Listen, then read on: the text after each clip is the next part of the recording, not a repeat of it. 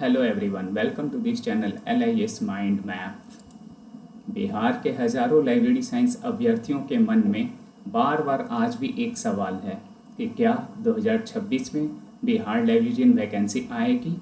हाँ, इस सवाल से जल्द ही साया उठने वाला है, क्योंकि माननीय शिक्षा मंत्री ने एक टीवी चैनल के इंटरव्यू में अपनी बातों को रखते हुए क्या कहा है पता है, कि अगली माह अगस्त में TRE 4 के साथ लाइब्रेरियन वैकेंसी की भी घोषणा होगी।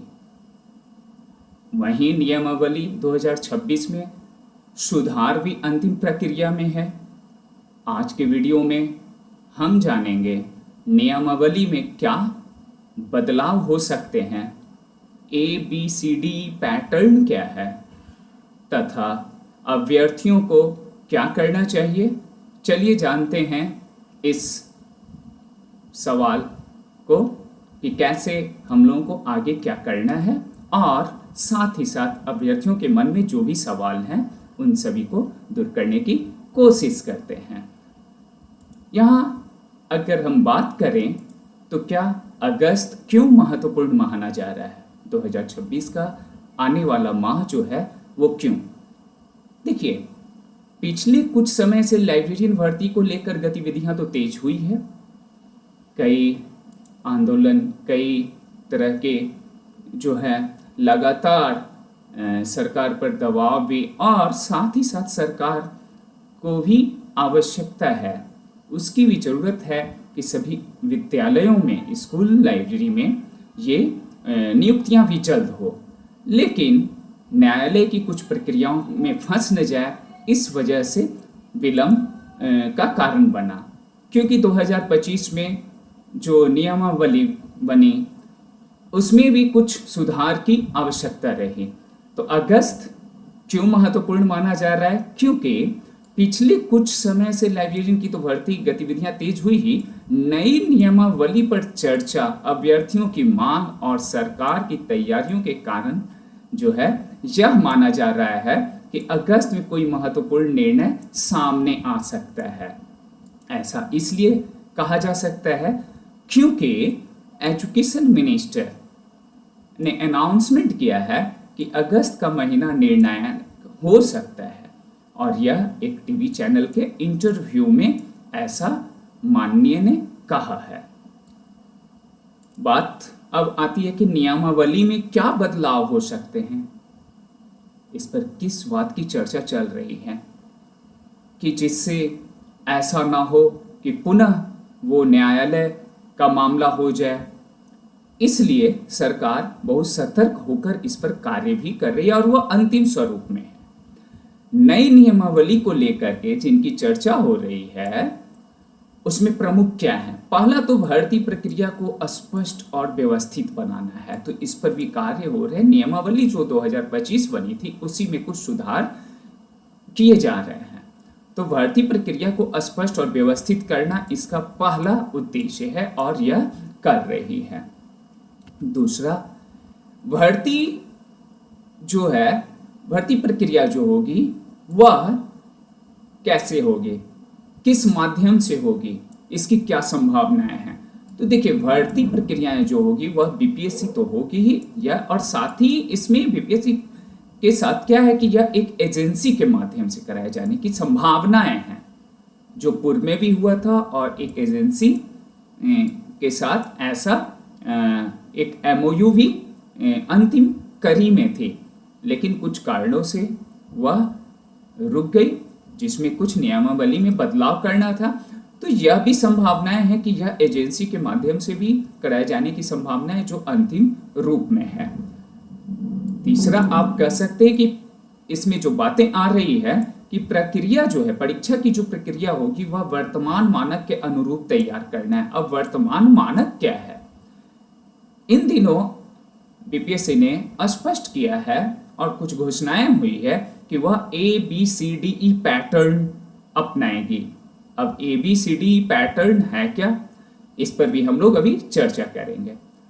पात्रता एवं चयन प्रक्रिया को नए नियमों के अनुसार लागू करना है। तो अब पात्रता उसकी क्या होगी, MLIS है तो उस पर क्या उसे कुछ ग्रेस मिलेंगे, कुछ ऐसे इंक्रीमेंट का मामला होगा, क्या होगा, इन सभी चीज़ों को उसमें शामिल किया जा रहा है। तो नए नए नियमों के अनुसार यह नियम एक हमारा महत्वपूर्ण होगा इस नियमावली में। और अब देखते हैं कि आखिर परीक्षा प्रक्रिया वर्तमान मानकों के अनुरूप तैयार क्या कर रही है और उसमें क्या पैटर्न में भी कुछ बदलाव होंगे। तो ये स्पष्ट तौर पे बीपीएससी ने कहा है कि ABCD पैटर्न होंगे, लेकिन यह अपडेट अभी संभावना है इसमें क्या ये जो लाइब्रेरी साइंस वाले छात्रों के लिए, अभ्यर्थियों के लिए जो एग्जाम पैटर्न होंगे, क्या उसमें ABCD होंगे। तो यह भी एक विकल्प शामिल करने की चर्चाएं जोर पर है और संभावनाएं व्यक्त की जा रही है कि जो भी ऑब्जेक्टिव होंगे, जो वस्तुनिष्ठ प्रश्न होंगे, उसमें ABCDE पैटर्न को शामिल किया जाए। अब क्या इस बार परीक्षा में 5 विकल्प होंगे, पहले पूर्व में जो 4 हुआ करते थे ABCD तक, लेकिन क्या यह E वाली ट्रेंड इसमें शामिल होंगे, यह एक बड़ा प्रश्न भी है। तो संभावनाएं यह है कि यह हो सकती है, इसमें किए जा सकते हैं। इस पर अभी अंतिम रूप से निर्णय नहीं हुआ, लेकिन संभावनाएं, इस पर चर्चाएं चल रही है और संभावनाओं को नकारा भी नहीं जा सकता है। तो संभावनाओं को अब नहीं नकारा जा सकता है, तो आखिर यह है क्या ABCD पैटर्न।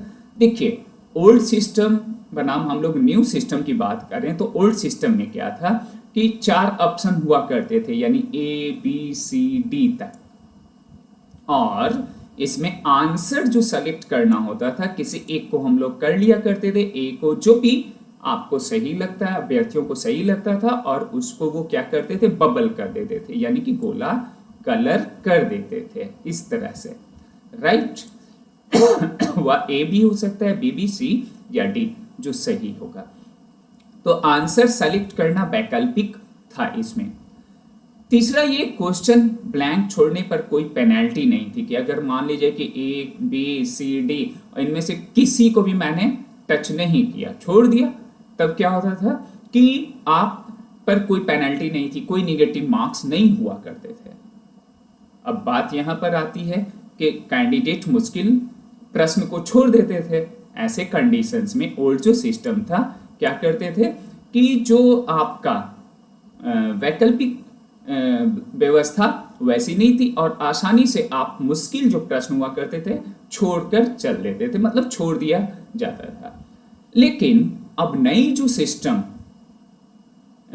आ रही है उसमें संभावनाएं व्यक्त की गई है कि ऑप्शंस कितने होंगे, 5 होंगे, ABCDE, यानी कि अब यह E1 जो है ऑप्शंस बढ़ा दिए गए हैं।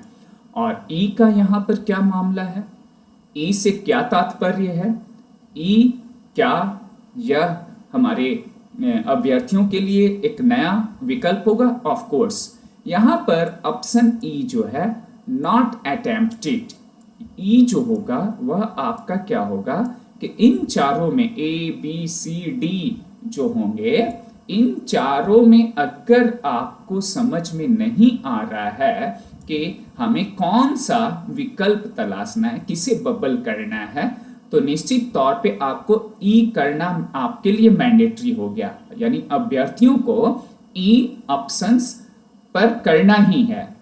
लेकिन क्या जो अभ्यर्थी E विकल्प को नहीं करते हैं तो क्या उसे कुछ नुकसान होगा? जी बिल्कुल, इसमें जैसा कि बताया जा रहा है कि इच्छा से स्किप करने के लिए E को तो बबल करेंगे ही, यानी उन चारों को छोड़ेंगे। अगर सभी 5 ऑप्शंस ब्लैंक छोड़ने पर क्या होगा कि माइनस, आप यहां पर देखें, हो सकता है 1/3 मार्क्स मिलेंगे। अब देखिए, यानी कि 1/3 का मतलब ये हो गया कि उसमें 3 पर 1 आपका तो है कि जो है वो निगेटिव की तरफ जाएगा, यानी यह मैंडेटरी कर दिया गया है कि आप जो है E को टच करें। अगर ABCD समझ में नहीं आ रहा है कि आपका इसमें से कोई हमें समझ में नहीं आ रहा है कि आंसर इसका कौन सा होगा, तब आप E वाले को जरूर आप उसे बबल करेंगे। क्यों करेंगे? क्योंकि यह स्पष्ट करेगा कि नॉट अटेम्प्टेड। अब रही बात कि ऐसा क्यों किया जा रहा है, ये न्यू सिस्टम क्यों है? न्यू सिस्टम यह जानकारी देती है, यह बताने का प्रयास किया जा रहा है कि किसी भी तरह की अनुचित या गड़बड़ी की संभावनाओं पर जो है रोक लगाया जा सके। साथ ही साथ जो विकल्प आपको सही लगते हैं उसे अवश्य करेंगे। तो यह यहाँ पर पांचवा ऑप्शन ब्लैंक नहीं छोड़ा जा सकता है, यह एक मैंडेटरी बना दिया गया है जो न्यू सिस्टम में शामिल किया जाना है। अब रही बात कि हर क्वेश्चन यहाँ पर अब आपको क्या करना है कि हर क्वेश्चंस को सोच समझकर अटेम्प्ट करना होगा। यानी आपके लिए यह आवश्यक है कि पूरी गंभीरता से इसे अध्ययन करेंगे, अपने सिलेबस को और पूरी तैयारी को बहुत अच्छे ढंग से ही करना आपके लिए एक विकल्प भी रह गया। क्योंकि यदि आप उन 5 में से 4 को अगर छोड़ते हैं तब भी आपके लिए यह क्या हो गया कि कहीं न कहीं से वह आपके लिए निगेटिव कारण बन सकता है, नकारात्मक हो सकता है। अभी तक आधिकारिक स्थिति क्या है यह भी जाने। सबसे महत्वपूर्ण बात यह है कि देखें यहाँ पर बिहार लाइब्रेरियन वैकेंसी जो 26 का आधिकारिक विज्ञापन अभी जारी नहीं हुआ है, लेकिन घोषणाएं हो गई है और यह आधिकारिक रूप से नहीं कहा जा सकता है कि इसमें ABCD वाला पैटर्न ही होगा, लेकिन नई जो प्रणाली अपनाई जा रही है BPSC के द्वारा उसमें इस पैटर्न को शामिल किया जा रहा है। तो इस समय यह केवल एक संभावना है, पुष्ट नहीं की गई है, पुष्टि नहीं हुई है, लेकिन यह संभावनाएं, इन संभावनाओं के आधार पर ही तैयारी अपनी अभ्यर्थी जारी रखें। क्योंकि अभ्यर्थियों को अभी क्या करना चाहिए यह भी एक महत्वपूर्ण है। तैयारी अभी से ही रखें क्योंकि घोषणाएं तो होना निश्चित है, इसमें अब कुछ समय हो सकते हैं। तो लेकिन अभ्यर्थी आखिर करेंगे क्या? तो सबसे पहले तो अभी से ही अब आप सीरियस हो जाएं और अभ्यर्थी जो है MCQ प्रैक्टिस जो है वो करें। कुछ प्रीवियस ईयर्स के विभिन्न जो कॉम्पिटिटिव एग्जाम्स में उसके आप नियमित जो है प्रैक्टिस शुरू कर दें। नई परीक्षा निर्देशों पर आप नजर रखें कि क्या होने वाला है, यह बहुत ही महत्वपूर्ण है चूंकि अपडेट होना आपके लिए बहुत आवश्यक है। तीसरी बात यह है कि लाइब्रेरी साइंस के मुख्य विषय जो आपके हैं, जो मेन टॉपिक्स हैं, ज्यादा प्रश्न किस पर पूछे जाते हैं, किससे वो क्रैक किया जा सकता है, किन टॉपिक को हम देखें, नेचर ऑफ क्वेश्चंस क्या होंगे, यह एक महत्वपूर्ण विषय आपके लिए होगा और इस पर पूरी तरह से फोकस करें। जनरल स्टडीज को शामिल किया जाएगा, करंट अफेयर्स की भी तैयारी जारी रखें, क्योंकि बहुत सारे ऐसे भी अभ्यर्थी होते हैं जो लाइब्रेरी साइंस को ही फोकस कर लेते हैं, लेकिन जनरल स्टडी और करंट अफेयर्स को वो छोड़ कर चलते हैं कि मैं उसे कर लूँगा। तो वह भी आपका जो नियुक्ति या चयन प्रणाली में यह काफ़ी मदद करता है, तो इसे भी आप अवश्य देखें। तो इस प्रकार से एक सजेशंस भी है कि अभी से ही आप पूरी तरह तैयारी में लग जाएं और घोषणाएं तो होना निश्चित ही है, अवश्य ही होगा। भले ही इसमें कुछ समय 1 महीना 20 दिन 1.5 महीना लग सकता है, लेकिन आना तय है। तो थैंक यू, आपने बहुत पेशेंसली वॉच किया। Thank you so much. Thank you once again।